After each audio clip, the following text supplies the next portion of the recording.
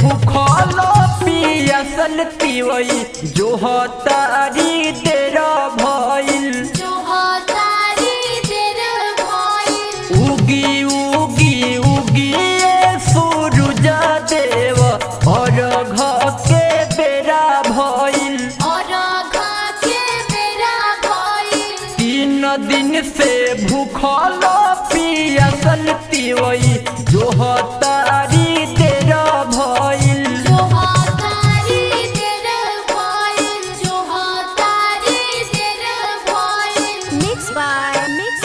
राजा दिलवाला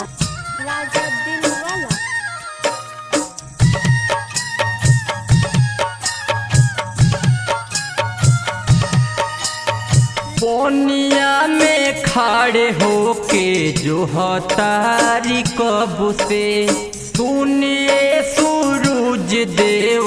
कहतानी तो से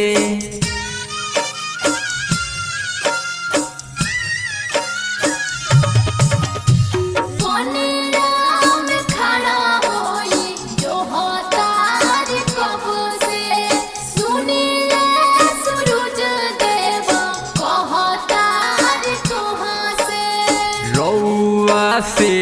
हे बानी हो राय गो बतिया तो हमें कहिले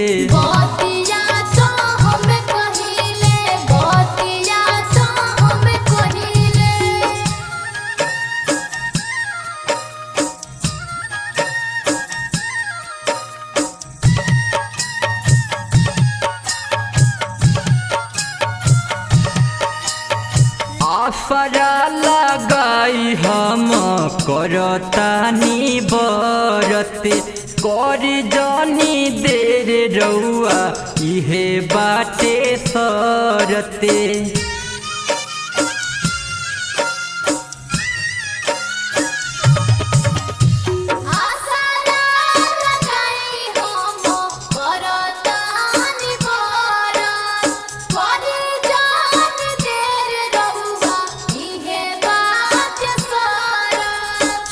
छठ के बरते हम कइले बानी रउए ध्याने धैले बानी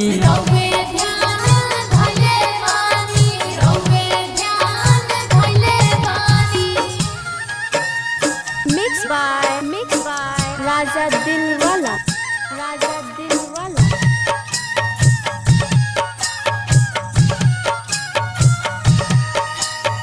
जनिया गुता धनी धर तू धीरज सूरज गोसाई है बादरा के चीरते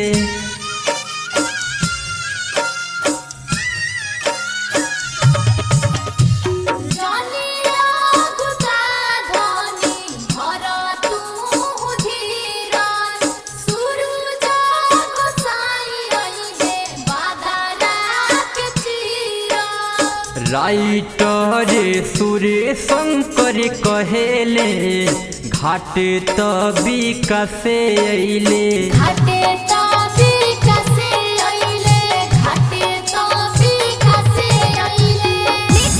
Sahina digital recording studio Shahpur चौराहा कुशीनगर।